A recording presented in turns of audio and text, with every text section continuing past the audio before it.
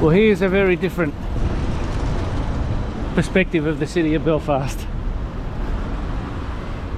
Along the outskirts of the city centre, I'm headed towards Shankill Road, and after that Falls Road, the location of the famous Belfast murals. These murals tell a very different story of the city of Belfast and its history, and I'm really looking forward to showing them to you. Well, there's no question that in this part of the world we are British.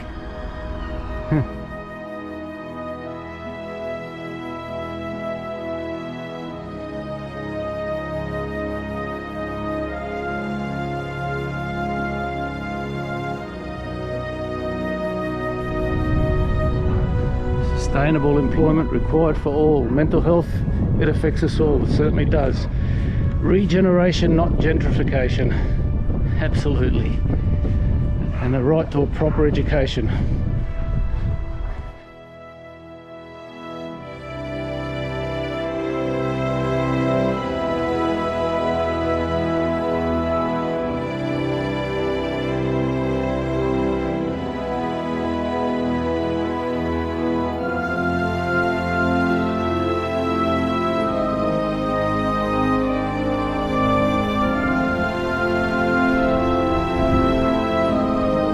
Stop calling me resilient, because every time you say, oh, they're resilient, that means you can do something else to me. I'm not resilient. Tracy L. Jackson, Louisiana Justice Institute. There's a bit of food for thought.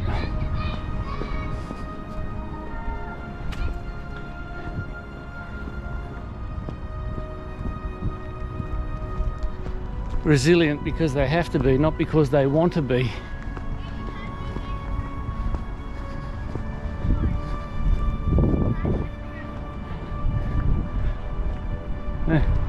Well, I guess resilience is something all human beings can demonstrate. It's just some human beings need to more often than others, and whether those circumstances are political, economic,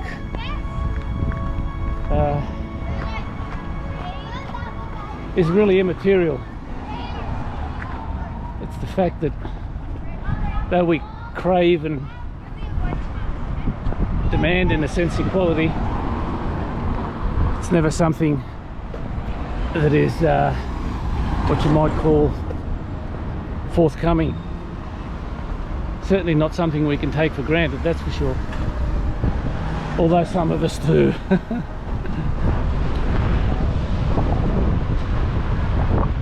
There you go. I walk through the Loyalist Shankill Road quarter of Belfast.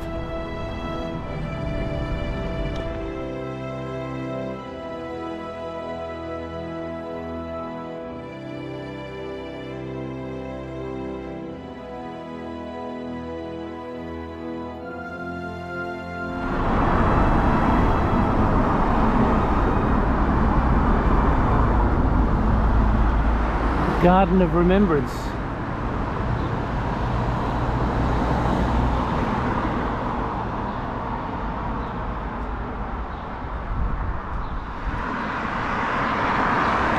Bobby Sands, I remember him in the news when I was a student. At the fence that I crossed not 20 minutes ago, there's a fence that divides the two parts of the neighbourhood.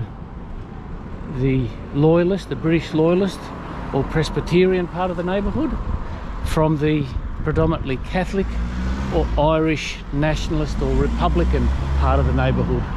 And you can imagine the passions and the feelings that exist between either side. Each side's respective combatants, heroes, fallen, portrayed in these beautiful murals. Now, all that I remember of Bobby Sands is that he died of a hunger strike in prison, and he was in prison for his role in what the other side would ultimately judge as a terrorist act.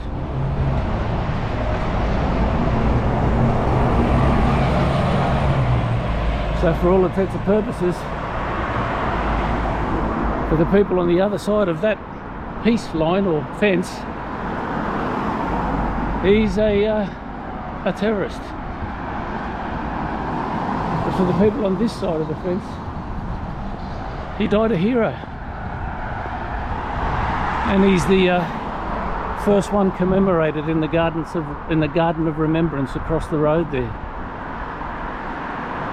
Well,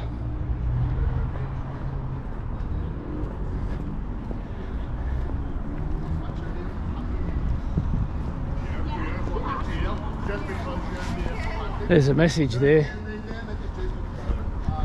but the one commonality amongst all of those causes is the quest for freedom, the quest to practice one's religion, politics, free of discrimination and persecution.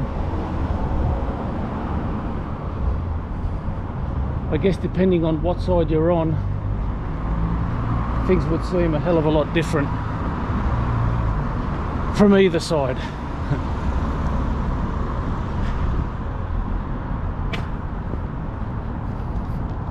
But for someone like me, who has no idea of the politics and the passions and the struggles of this community and others, it's simply a curiosity and a willingness to learn more and understand. Like I said, free of judgment.